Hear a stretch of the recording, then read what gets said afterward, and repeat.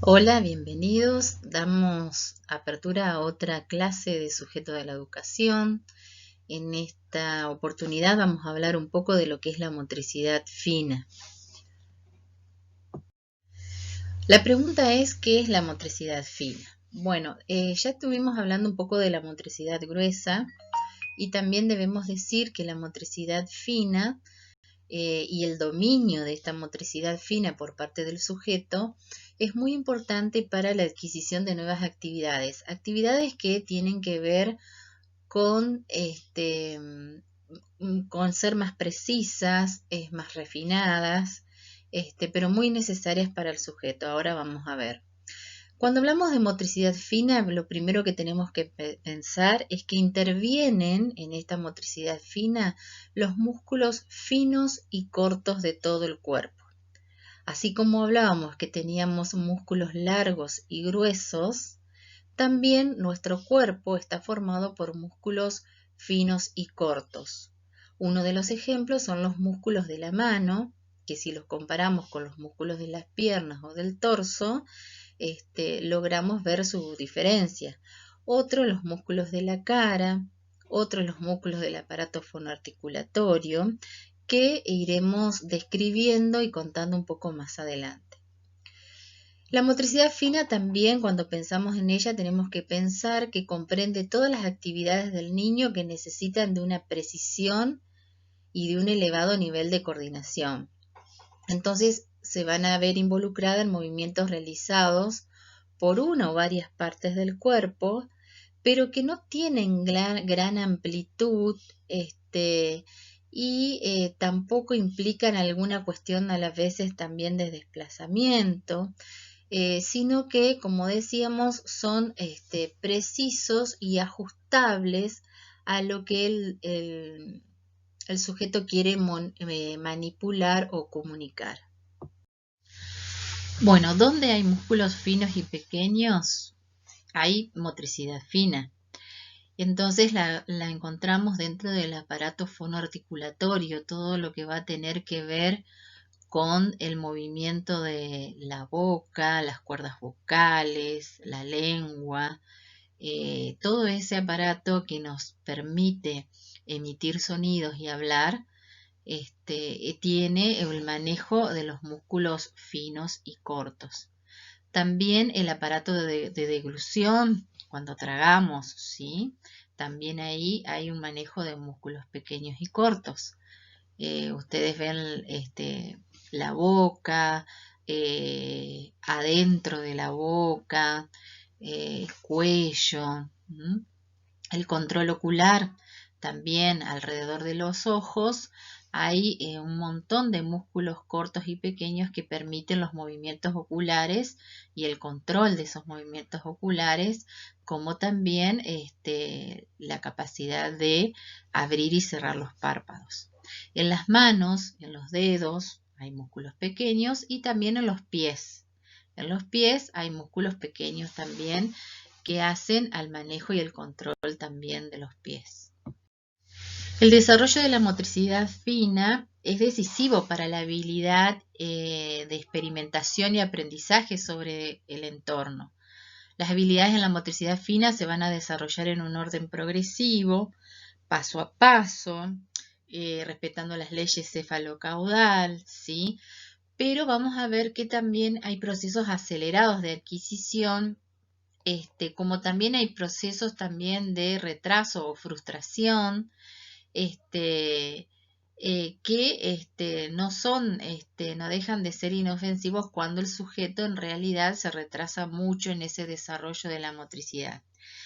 Y fíjense la cantidad de cosas, acá están nombradas algunas que nos permite el control de esta motricidad fina.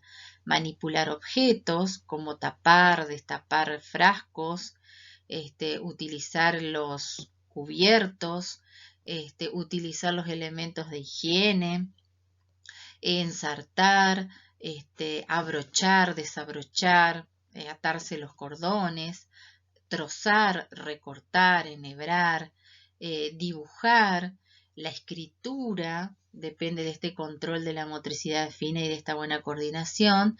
Y a su vez la comunicación gestual.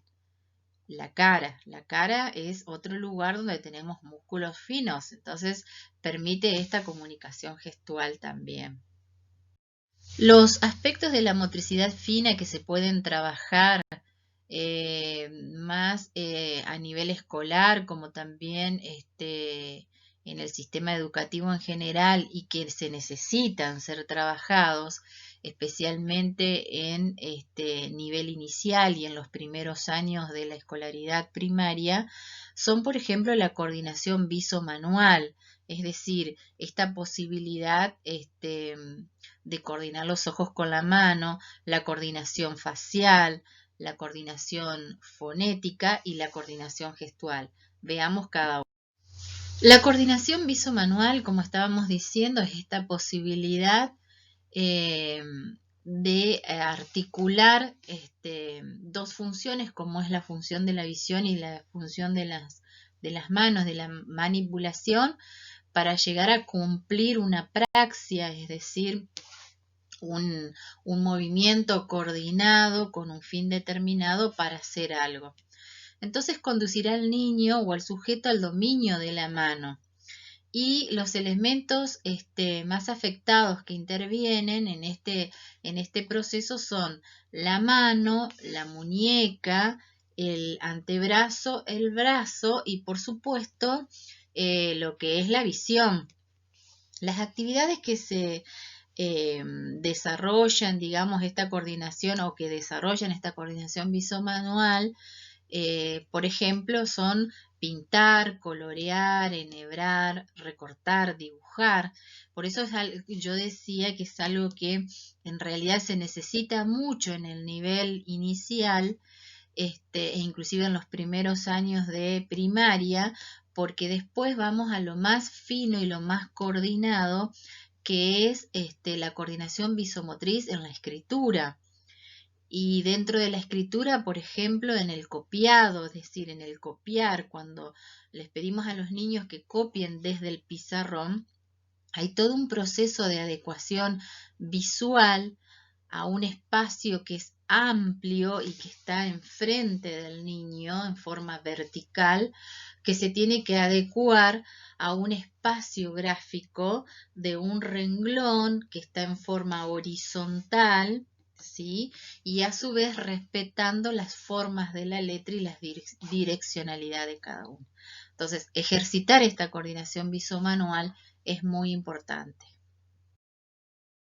La coordinación facial es de suma importancia porque acá se logran dos adquisiciones. Uno es el dominio muscular, y la otra la posibilidad de comunicarme y relacionarme con los que me rodean a través de nuestro cuerpo y especialmente de los gestos.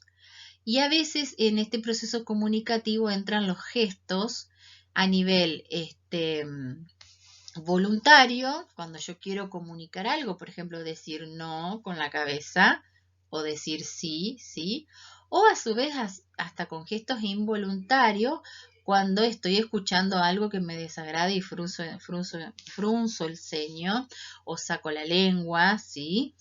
Entonces, la comunicación facial forma parte del proceso comunicativo y es lo primero, junto con la comunicación gestual, que se aprende antes del desarrollo del lenguaje. Con respecto a la coordinación fonética, podemos decir que si bien ya tenemos todo un aparato fonoarticulatorio listo para emitir sonidos, no se emite sonido si primero no hay un estímulo desde afuera que haga descubrir en el sujeto, y principalmente en los niños pequeños, que los demás emitimos sonidos en ese lugar. Y a su vez una sensación de ubicación en el mismo cuerpo del niño desde los primeros meses de vida por donde emite sonidos. Entonces, hacia el año y medio, el niño puede tener la madurez suficiente para iniciarse en la incorporación de un lenguaje. Un lenguaje que se aprende por imitación y que se aprende también incorporando no solo el sonido y esta posibilidad de articularlo, sino también con un entendimiento de lo simbólico que significa. Entonces, papá, y sabe quién es papá, pan, y sabe lo que es pan, ¿sí? Entre los 2 y 3 años tiene la posibilidad de sistematizar su lenguaje para perfeccionarlo e emitir sonidos más complejos. Por supuesto que toda esta coordinación que estamos viendo con respecto a la motricidad fina va a ser ampliada en cada uno de los trabajos que ustedes presenten. La coordinación gestual era, bueno, más o menos junto con la coordinación facial, era lo que estábamos diciendo, es el dominio en realidad general y global, no solamente de la mano, sino también de sus dedos, el conjunto de todos ellos como para, a través del gesto, ¿sí?, emprender un lenguaje comunicativo. Sabemos también que la educación gestual no solamente es de importancia porque la necesitamos para comunicar, sino que, por ejemplo, llega a ser vital en personas sordas, ¿sí?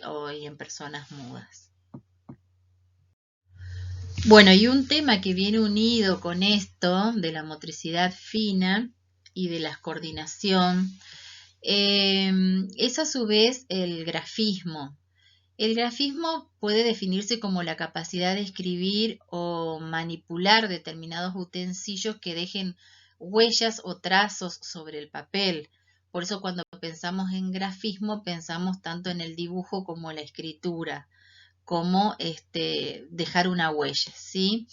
Este grafismo, si bien uno lo adquiere, y las etapas van a empezar a aparecer y ustedes van a empezar a emplear esas etapas en sus trabajos prácticos, hay que pensar que existen factores que deben darse para que este grafismo aparezca.